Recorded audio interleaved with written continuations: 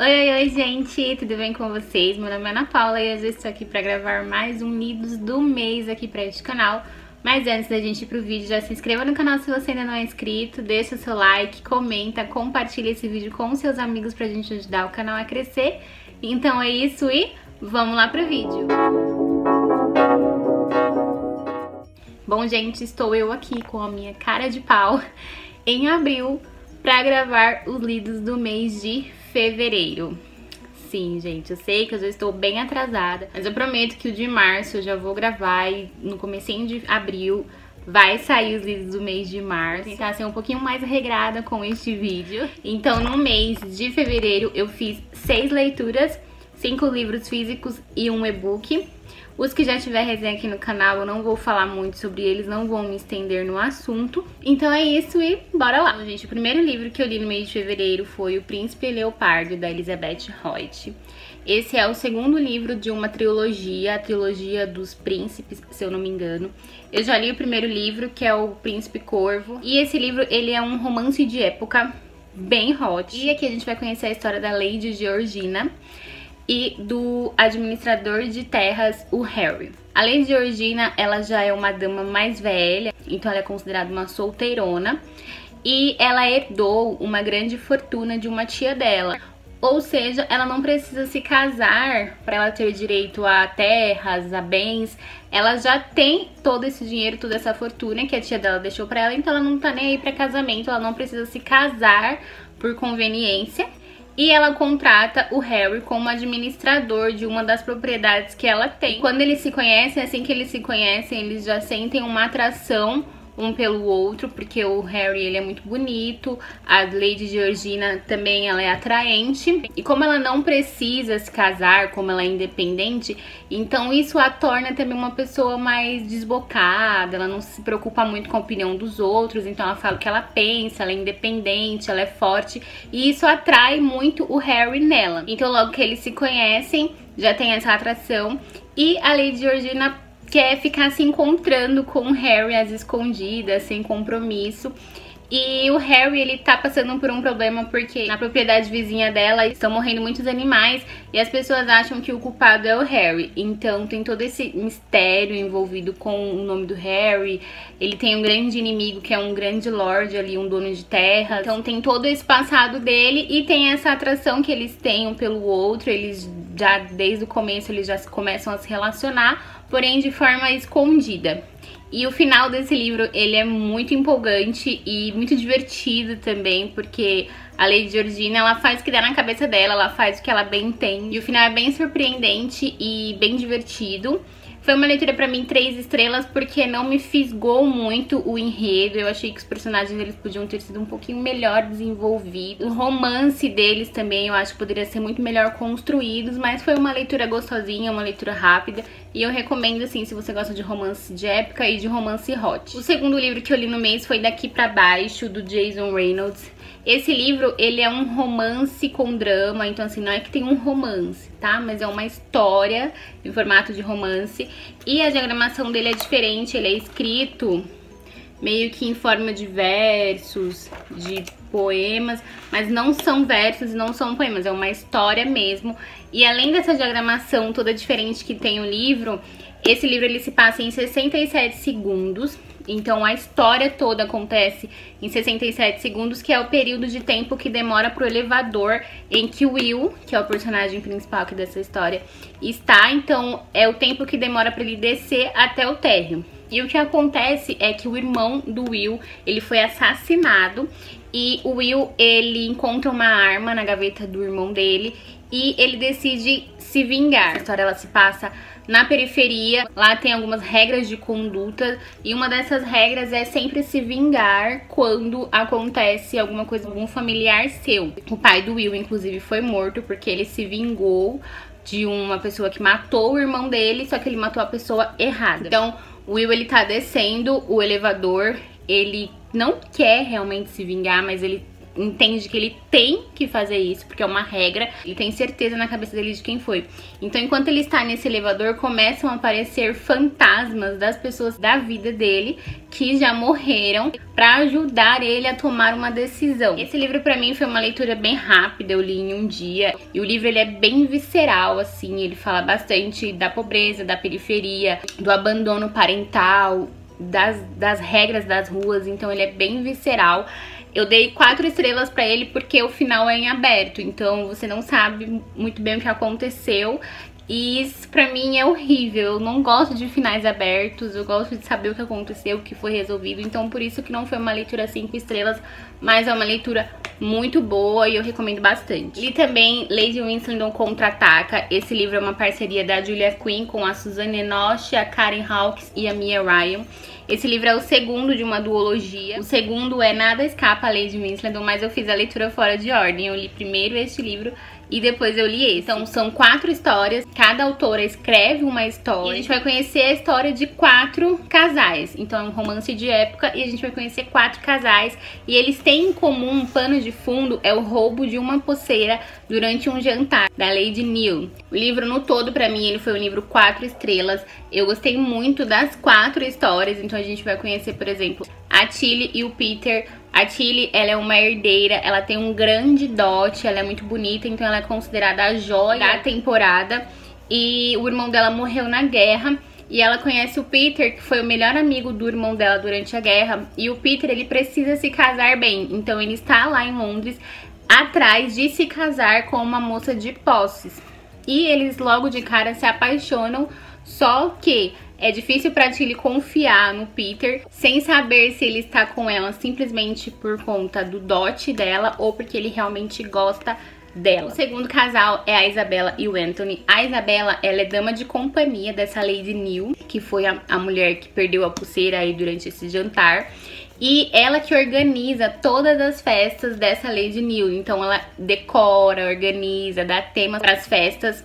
E o Anthony, ele é o herdeiro de um condado e ele não quer se casar, só que o pai dele pressiona muito ele pra ele se casar e o pai dele obriga ele a dar um baile na casa dele pra conhecer pretendentes. A Lady Neal é amiga do pai do Anthony e ela oferece a Isabella pra organizar a festa dele, porque ela sempre organiza as dela. E aí, enquanto ela vai organizando a festa deles, eles se conhecem, eles se apaixonam. Só que a Isabella, ela tem muita vontade de abrir um negócio próprio. Ela quer ter uma empresa de organizar eventos. E isso naquela época, né, não era considerado digno para uma mulher trabalhar. Eu gostei muito dessa história porque a Isabella ela é uma personagem muito forte, muito independente. E o Anthony, ele apoia os sonhos dela, então eu gostei bastante desse casal. O terceiro casal é a Charlotte e o Xavier. O Xavier, ele é considerado o maior dos libertinos ali da sociedade.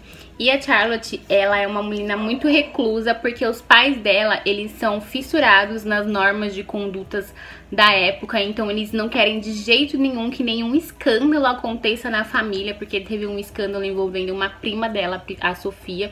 Então eles ficaram traumatizados e eles fazem de tudo pra Charlotte seguir tudo bem à risca. Ela só pode usar roupas bem recatadas, ela precisa sempre se portar muito bem, porque os pais delas, eles são centrados nisso. E o Xavier e a Charlotte se apaixonam e eles têm que enfrentar esse preconceito e essa resistência dos pais dela, então também gostei bastante. E o último casal que a gente vai conhecer é a Sofia e o Max. A Sofia, que é a prima da Charlotte. O Max, ele é um conde.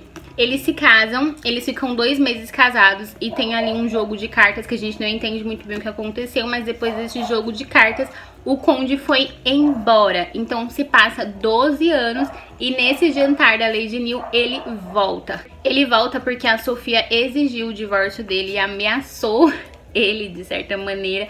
Então ele volta porque ele quer meio que se vingar da Sofia, só que logo que eles se reencontram, eles já têm aquele amor, tem toda aquela atração e tem toda essa mágoa do passado que foi aí sendo regada durante esses 12 anos. Então é bem interessante também acompanhar a história desses dois personagens. E eu indico bastante pra você que gosta da escrita da Julia Quinn, que gosta de romance de época. São 4 contos, então é rapidinho de ler e vale muito a pena. Li também A Minha Comédia Romântica, da Alice Almeida. Tem resenha aqui no canal. Foi uma leitura pra mim 5 estrelas, é um romance contemporâneo e é um romance cheio daquelas cenas clichês que a gente ama, estilo Sessão da Tarde, estilo comédia romântica mesmo. Então a gente vai conhecer o Romeu, ele é o CEO de uma empresa, e a Ava, que é a vice-presidente de recursos humanos desta mesma empresa. O Romeu, ele não era envolvido na empresa, porém o pai dele morre e depois de um ano ele vai para assumir essa empresa. E a Ava, ela ama muito essa empresa, ela amava muito o antigo dono da empresa e ela é muito querida ali, ela conhece a empresa como se a empresa fosse dela. Então, quando o Romeu, ele assume a presidência, ele chama a Ava para ajudar ele, para ser o braço direito dele, porque ele não conhece a empresa, ele não está familiarizado, mas ele vai assumir a empresa. Só que antes disso, eles se conhecem numa cafeteria, onde a Ava derrama café nele. Então assim, aquela cena bem típica. Logo que ela vê ele, ela já acha ele lindo e ela fica meio desastrada, derruba café nele. E aí ele já dá logo em cima dela, logo de cara, passa o telefone dele pra ela. E quando eles se encontram na empresa, eles veem que ele é o dono da empresa e ela é funcionária dele. E não para por aí não, os clichês, porque o pai da Ava chamou ela pra jantar em casa, pra apresentar a namorada dele e o filho da namorada. E quando a Ava chega lá, quando ela vai receber essa namorada e esse filho, ela descobre que o Romeu é o filho da namorada do pai dela. Então eles vão ser meio irmãos. Então assim, é muito gostoso acompanhar esses dois personagens. O Romeu, ele não é aquele típico CEO de empresa que a gente tá acostumado, que é libertino, que é frio, que é sem vergonha. Ele lê livros, ele é divertido, ele é muito claro com os sentimentos dele, então ele deixa logo explícito que ele gosta da Ava, que ele quer ficar com ela, ele vai atrás dela. E a Ava, ela é muito forte, ela se ama, ela se conhece muito bem e ela se aceita. Então assim, é muito divertido, é muito gostoso acompanhar esses dois personagens. Vale muito, muito, muito a pena a leitura. Depois, pro projeto Lendo Jane Austen, eu fiz a leitura de Orgulho e Preconceito. Tem resenha aqui no canal também. Não tem muito o que falar de Orgulho e Preconceito, né? Ele é um livro escrito pela Jane Austen, um clássico inglês do século XIX. Já foi adaptado pra filme, pra novela, pra série. E aqui a gente vai acompanhar a história da família Bennet, né, das 5 filhas Bennet, principalmente a história da Elizabeth Bennet, que é a segunda filha mais velha, e do Mr. Darcy. Eles se conhecem, logo de cara já cria uma antipatia entre eles. O Mr. Darcy, ele tem preconceito com a família da Elizabeth, porque eles são pobres, eles não têm posse. E a Elizabeth tem um orgulho ferido porque ele foi arrogante com ela, porque ele é muito rico. Então ela tem um orgulho muito forte, uma resistência muito forte contra ele. E assim, gente, o livro, até mais da metade do livro, ele foi bem parado pra mim, mas os últimos capítulos foram incríveis e eu me apaixonei muito. Vale a pena você ver a resenha que tem no canal e vale a pena você conhecer também a escrita da Jane Austen, principalmente Orgulho e Preconceito. E pra finalizar as leituras do mês, eu li Fahrenheit 451, do Ray Bradbury, não sei se é assim que se pronuncia. E aqui é uma distopia, também tem resenha no canal. E nessa distopia, os livros, eles são proibidos. Então as pessoas não podem ter livros, não podem ler livros, não podem citar livros. E os bombeiros, eles são responsáveis por queimar os livros. Então se uma pessoa tem livros em casa, eles vão lá, queimam a casa, queimam os livros. E se a pessoa não sair, eles queimam a pessoa também dentro da casa. E além disso, as pessoas, elas são muito alienadas, elas vivem no mundo virtual, né? Elas têm as telas de televisão dentro de casa, então elas só se relacionam com essas telas de televisão. E o Guy, que é o personagem que a gente vai acompanhar aqui no livro, ele é um bombeiro. Ele é um bombeiro, então ele tá ali vivendo a vida dele, só que ele começa a ter questionamentos depois que ele conhece uma garotinha que é vizinha dele. E ela começa a fazer perguntas, a falar de outras coisas com ele, e ele fica muito intrigado com esse sistema de mundo, com o porquê dos livros serem proibidos, por que as pessoas não conversam mais, por que as pessoas não se relacionam mais, não se conhecem mais. E a gente vai acompanhar a história dele, também é um final em aberto, as coisas não se resolvem, mas foi uma leitura muito impactante, muito importante, vale a pena também ver a resenha dele aqui no canal. Então é isso, gente. Essas foram as minhas 6 leituras do mês de fevereiro. Foi um mês, assim, de leituras bem diversificadas. Eu li romance de época, distopia, clássico. Então foi um mês bem gostoso de leituras pra mim. Espero que vocês tenham gostado. Se você já leu algum desses livros, deixa aqui no comentário. Se você ainda não leu e tem esse livro à sua disposição, dá uma chance, porque vale a pena serem lidos. Um beijo grande pra vocês e até o próximo vídeo.